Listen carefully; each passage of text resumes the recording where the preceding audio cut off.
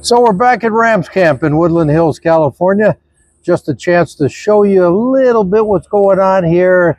A brief video of the guys. Can't do a whole lot. It's only OTAs, so there's not really much going on anyway. But I got you some sound from head coach Sean McVay, quarterback Matthew Stafford, and Puka Nacua, the receiver. So hope you get a chance to check that out. Stick with us a little bit. I'm going to be back the next 2 Tuesdays for OTAs, and probably get you a couple of one-on-ones as well. So we're just getting ready for the real football season. It's still early, but just a chance to get a little taste of what's going on in Rams camp, and maybe we'll get a chance to do the same down at Chargers Field as well.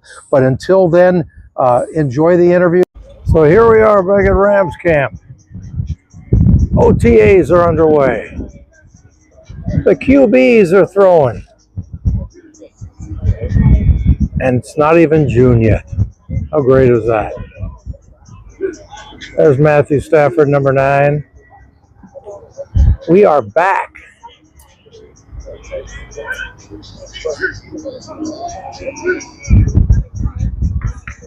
It's fun to be out there again. Obviously, long break after the season, and fun to be back out running around with the guys, and just seeing everybody's face again, getting in the huddle.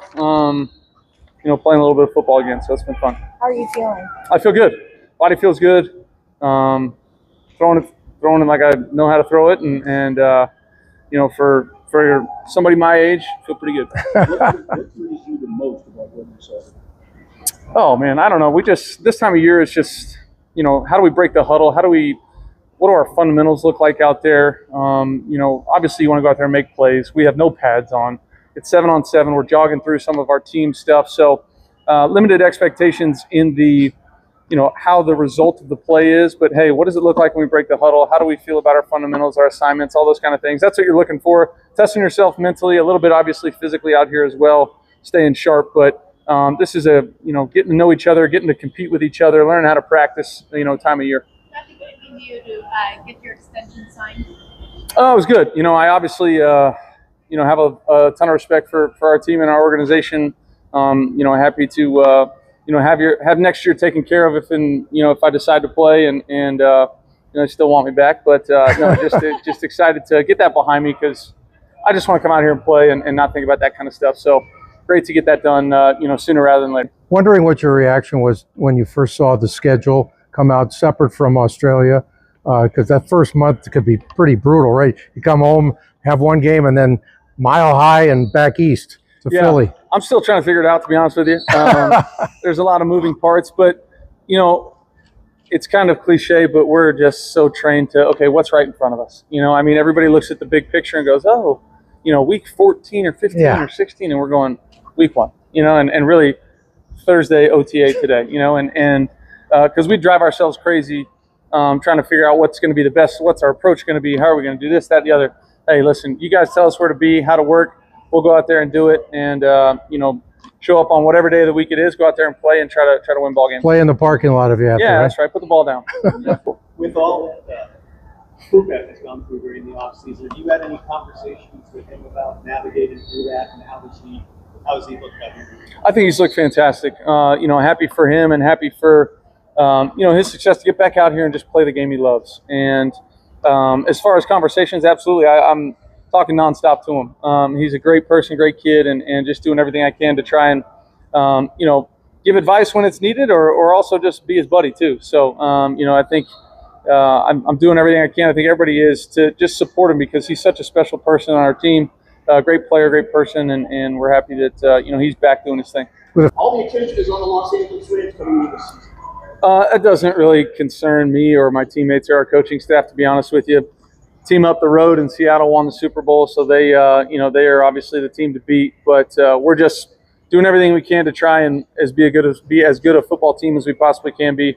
Like I said, we've got some new pieces on the defensive side of the ball, a bunch of returning guys on offense. How can we become better? How can we find ways to win those games that we lost last year, and make our season the success that we want it to be? But we're not worried about any outside expectation. I know I'm not. And I know our team isn't, and that's led by Sean and our group up front. Matthew, what? 2 more, guys. Yeah, I mean, I think so. As long as I do my job at a high level, that's everybody here, right? You can't just sit around and play terrible, and they're not going to just keep bringing you back. So you got to go out there and play well, and be the best option at your spot. So yeah, that's my goal. Matthews, you talk about the family being part of the decision for whatever length of time you're going to play. How much more fun is it just having your daughters being there, understanding it, enjoying it, and you want to share everything with them as long as possible? Yeah, it's great. Kelly does an unbelievable job of getting them to most, if not all, the games, and having Kelly and my girls there means a ton to me. I love sharing this experience with them. It's really unique. I don't take it for granted, for the opportunity that I have to do what I get to do for as long as I've been able to do it, and being able to share it with them, means the world. What's it been like coaching their team? Coaching them? Yeah. It's been awesome. It's been a lot of fun. Super proud of them. We have a bunch of great girls and boys on the team. I kind of got thrust into that spot. We were supposed to be a high school kid coaching them, and he kind of bailed. So I was like, everybody kind of looked at me like, hey. And I was like, all right, sure, I'll go for it. But it was a lot of fun. I tried to keep it light, teach them the fundamentals, but also just let's go have fun and enjoy this game. And they did a great job. Has there been any conversation of you being pretty probably effects together and just viewing? Yeah, no, I'm excited. Obviously, had a really good, first season with him. He was ultra productive, ton of touchdowns, bunch of yards and catches, and I think there's even another level to it for myself and for him. So, just excited to continue to get those reps and that understanding. I feel really lucky to play with a player like Devontae that has done it at a high level for such a long time. I don't take that for granted. He is a special player, special human being. Thanks, man. Thanks. Appreciate it. Welcome. Hello. Doing great. It's been a busy off season, but it's been good. Nice to be back in football and be around a bunch of the guys. What have you learned the most about yourself going off the field, and how do you continue to maintain that positivity and basically having your teammates and rally around you and encourage you and elevate you? Yeah, I'd say in this offseason, I've been really grateful for the support from the organization, especially my teammates. People reaching out at different times of the offseason, just checking in. Checking in on how I'm doing, see how my family's doing with my son growing up as he is. So I'm just really grateful for the people around me and in this organization. And some of the things I feel like I've learned is it's okay to ask for support, and then to recognize the platform that I have and being a professional football player and trying to use that for the betterment of myself and for those around me and the people that have supported me. Allegations made against you, basically just what was your reaction to the other party? With it being an ongoing legal battle, out of respect for the other party involved, don't really have much to speak on. But like kind of just previously stated, a moment for me to learn from kind of some of the situations I was putting myself in, and then also having just an awareness of how I'm conducting myself in and out of this football field. Okay, what everything that's happened during the off season, what have you learned about yourself and what you can do to make yourself even better? I was especially asking for support, seeking out help from trusted individuals in my group of circle, and then therapy is something that I've started, learning to trust those around me and to find ways to work out through some of the things that I find difficult and are stressors in my life. Did you feel like a younger version of yourself couldn't ask for help? Is this a small hurdle or a huge hurdle? I'd say a little bit of a big hurdle. Coming from a big family and just being involved in sports is kind of always you get knocked down. There's one bad play. There's another play to get ready to prepare and kind of make that correction. And never just seeking assistance. And there's always been good people around me, but always something where it's like, man, the wrongdoings or the mistakes I made felt like it was like an internal thing, and never allowing that to really express. I like to think of myself as a pretty happy, outgoing guy and enjoying life, but there also were some of the difficulties of just being in this professional sport and just throughout my entire life. Did you do that yourself to get help, or was there someone who gave you a nudge along the way? Something that I think recognizing for myself of kind of where I was at, but definitely had some people in my inner circle who encouraged me to go out there and find ways to improve myself. Is that are you in an ongoing kind of program, or was that just kind of a short stint that you went through counseling? It was, I guess, a short stint. I've continued working. I work with our team therapist over here, and then continuing some of those meetings weekly. I feel like it's something that improved. Little did I know that even just writing in a journal has been as simple as that, and just finding ways to express some of the things that I find near and dear to my heart.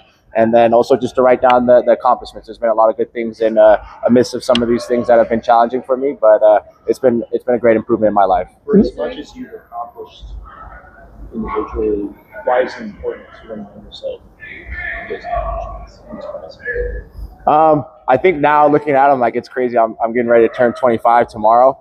But I have a young son, and to think of the things that I have the opportunity to share with him, in the great things I've been able to accomplish, and to enjoy those moments, but then also to teach him in some of the mistakes that I've made. So there's an opportunity for him to learn before some of those wrong decisions can be made. Talk about a few of the new faces in the room and how it's affecting so far. It's very early, but just what they bring to the squad. Yeah, I feel like specifically for our room, CJ's come in and been great. He comes in and is asking the right questions. He's taking notes. And when the opportunity for him to answer some of the questions in the meeting and to show that he's understanding this knowledge, he's been really great at that. So it's been fun, and I think it's been a testament to, I think, the veteran in our room at Devontae, and an opportunity for me to continue to learn some of the new things that are getting implemented, and then continue to share that information that I've absorbed from our coaches, from Matthew, and just playing football at this level. So. Sorry, he's been great, and then for Ty Simpson, I get the opportunity to be in the quarterback room. It's been great to see the same thing. It's a lot in our offense to be able to come in and at that position to understand all the things that are going on. But I think he has the best in the world, the reigning MVP, to go in there and ask questions, and our coaching staff in that room has been great in being able to communicate in the ways that he can learn. As we're going through the off season, where does kind of your contract situation fit in the grand scheme of things? I'm not too sure. I know that my job is to come up here and to be with the guys and go out there and compete every single day, and that's been kind of my mindset.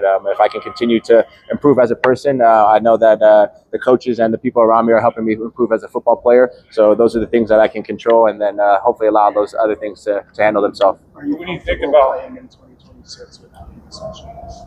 Yeah, I haven't really thought about it. I'm like, I enjoy playing football. It's been the biggest dream come true. So to be able to be out here and play for this organization specifically has been awesome. I couldn't imagine myself playing anywhere else, but it's been fun to go out here and be around these guys, and hopefully, yeah, like I said, I'll let all those things handle themselves. When you do think about the contract and what could be out there for you, what do you feel like, I guess, you need to show or need to do to be able to achieve your dreams and show to this team or another team that you're worthy of that kind of major deal?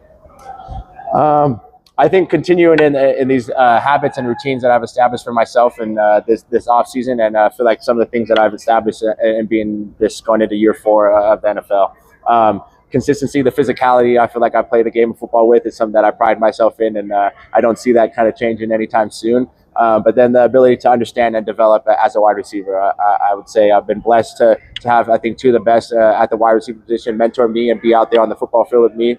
So as much as I feel like I've had success, there's always room to improve. So looking at the things that I can do better, minimizing those drops, becoming better at the top of the routes and at the line of scrimmage, and then the physicality. That's a mindset thing, I think, is something that pretty deeply instilled in my brain. All right, thanks, man. Thank you, appreciate it. The engagement, the communication, our operations on both sides, and some of the things that we can do to compete a little bit has been a real positive. But I really just like the overall vibe from our players, from our coaches, taking it one day at a time. But today was a positive day for us. It was good, and we've had really good dialogue all throughout, really just in general. And so it was a very, a good positive thing.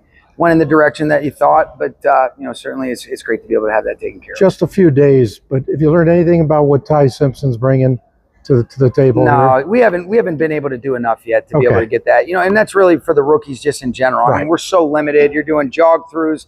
Had a little bit of 7-on-7, which it's a necessary thing. I think it's the most unrealistic drill that there exists in football because these rushes are real. and and you don't feel that. And so he's done a really good job, like the rest of the class has, of just coming in, learning, getting to know his teammates. Dave Ragone does such a great job with those quarterbacks as a whole, whether that's Matthew, Ty, Stetson.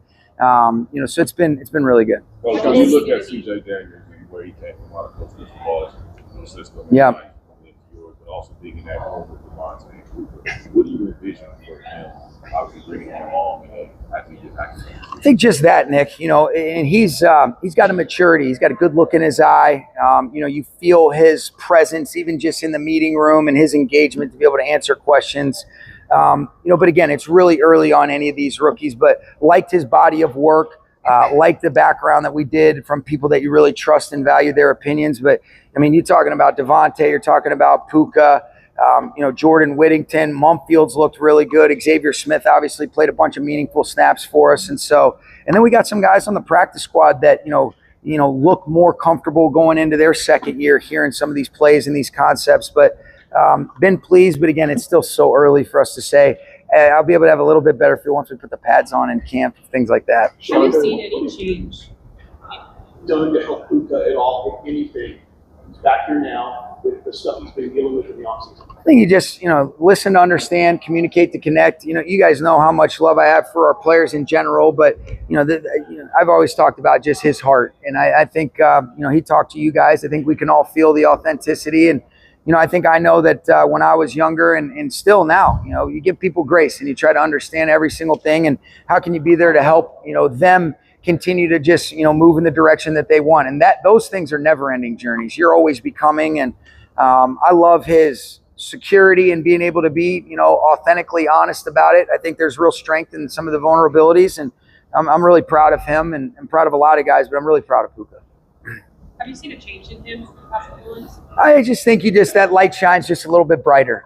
He's just got this light about him in general that always kind of shines, but it seems like it's shining about as bright as this light in my eye right now. But he's been great, and I've always appreciated his ability to kind of let me in, and it's really cool to be able to just see the direction that he's on, and we'll have our arm around him and continue to support him throughout. What's it been like having Brian Allen and Robert Woods out there on the field? It's been great. It's funny when you go through it, you realize that we've been here for a little bit when we got former players circling back. But I think, you talk about guys that were foundational pieces.